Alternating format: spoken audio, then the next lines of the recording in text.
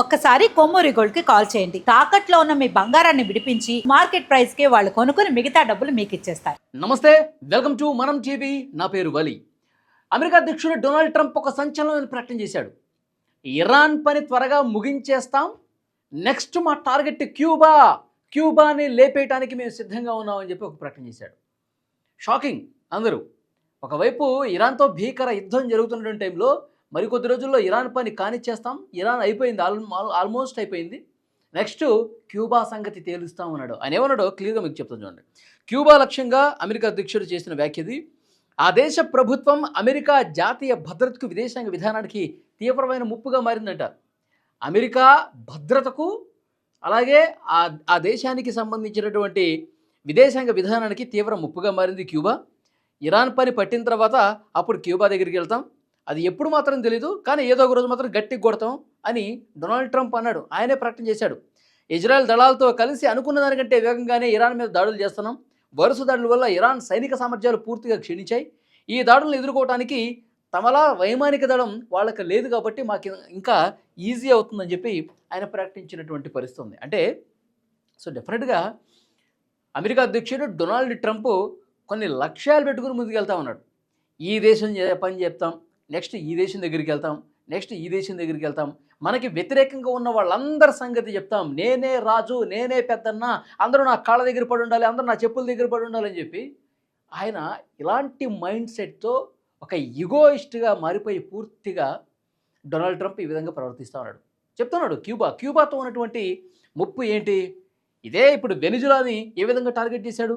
Venezuela ఉన్నటువంటి సహజ వనరులన్నింటినీ చేజిక్కించుకోవటానికి, ఆ దేశంలో ఉన్నటువంటి ఆ సంపద మొత్తం తన వశం, అమెరికా వశం కావటానికి కోసం డొనాల్డ్ ట్రంప్ ఏం చేశాడు?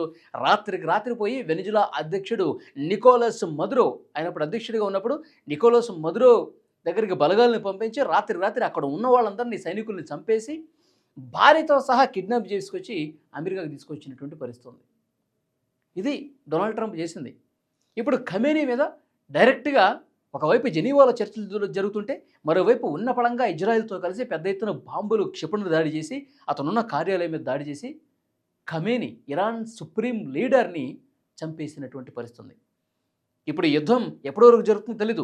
నెక్స్ట్ నా టార్గెట్ క్యూబా అంటున్నాడు.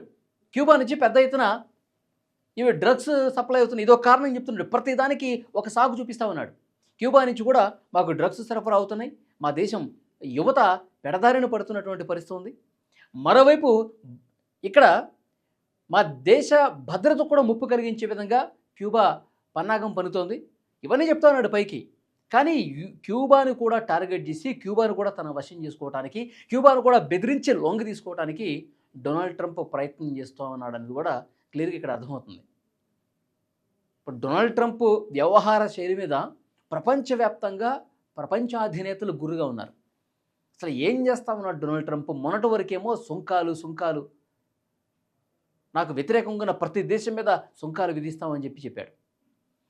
అక్కడ ఉన్నటువంటి సుప్రీంకోర్టే మొట్టికే లేసింది, నీకు అంత సీన్ లేదు, అసలు నీకు ఆ రైటే లేదని చెప్తే ఇప్పుడు చచ్చినట్టు మళ్ళీ పాత సుంకాలకు వెళుతున్నటువంటి పరిస్థితి ఉంది. సుంకాలు ఆయన వేసినవన్నీ కూడా రద్దు చేసేసింది అక్కడ సుప్రీంకోర్టు. అయినా కానీ ఇగో చంపుకోలేక ఆ ప్రకటన వచ్చిందో లేదో, సుప్రీంకోర్టు తీర్పు వచ్చిందో లేదో, వెంటనే 10% సుంకాలు, 15% సుంకాలు అని చెప్పి మళ్ళీ మొదటికి వచ్చాడు. కాబట్టి అక్కడ కోర్టులు అత్యంత ప్రజాస్వామ్యంగా వ్యవహరిస్తాయి. నిబంధనలకు అనుగుణంగా డొనాల్డ్ ట్రంప్ దేశానికి పెద్దన్నైనా సరే, అమెరికా అధ్యక్షుడైనా సరే నిబంధనలకి లోబడే పనిచేయాలని చెప్పి ఒక స్వీట్ వార్నింగ్ ఇచ్చింది అక్కడ కోర్టు. సో డెఫినెట్గా ఇప్పుడు ఈ కార్యక్రమాలన్నీ మీద, ఆయన చేస్తున్నటువంటి దుర్మార్గాలు, దురాఘాతాలు, వీటన్నింటి మీద చాలా సీరియస్గా అక్కడ కోర్టులు, అక్కడ పాలకులు, ప్రపంచ అధినేతలు కాదు, అమెరికాలో ఉన్నటువంటి జనమే ఆయన మీద చాలా తీవ్ర వ్యతిరేకత వ్యక్తం చేస్తున్నారు. మనకు అనవసరమైంది, మనకు ఉపయోగం లేనిది, మనకు అసలు సంబంధం లేని విషయాల్లో తలదూరుస్తున్న ట్రంప్ నీకు ఇందుకా గెలిపించింది, రిపబ్లిక్ పార్టీని మేము ఇందుకా గెలిపించిందని చెప్పి అక్కడ ఉన్నటువంటి అమెరికన్లే చాలా సంతృప్తితో, నిరుత్సాహంతో ఉన్నటువంటి పరిస్థితి ఉంది. చూద్దాం ఈ ఇరాన్ మీద ఇంకెంతకాలం ఈ ఫైట్ ఉంటుంది.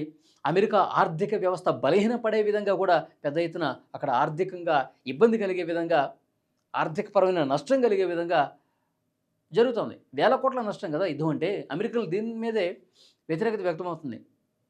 అంటే మేము కట్టినటువంటి పన్నులతో మీరు మన దేశానికి సంబంధం లేని విషయాల్లో తలదూర్చి వేల కోట్ల రూపాయలు ఖర్చు పెడతా ఉన్నారు. ఇది కరెక్ట్ కాదని చెప్పి సగటు అమెరికన్ అభిప్రాయం వ్యక్తం చేస్తూ ఉన్నాడు. ఇప్పుడు నెక్స్ట్ ఇంకొక సెప్టెంబర్లోనో నవంబర్లోనో అక్కడ ఎలక్షన్స్ ఉన్నాయి. ఆ ఎలక్షన్స్లో చాలా గట్టి దెబ్బ కొట్టడానికి ప్రజలందరూ కూడా చూస్తూ ఉన్నారు. నెక్స్ట్ క్యూబా అంటున్నాడు, ఇంకో దేశం మీద కూడా వెళ్తాడు. రష్యా చైనాల మీద ఆయన పదవి నుంచి దిగిపోయే వరకు రష్యా చైనాల మీద కూడా దాడి చేసిన, యుద్ధం ప్రకటన చేసినా ఆశ్చర్యపోవాల్సిన పనుల అలాంటి వ్యక్తే. డెఫినెట్గా ట్రంప్ వ్యవహార శైలి మీద మీరేమనుకుంటున్నారో కామెంట్ చేయండి.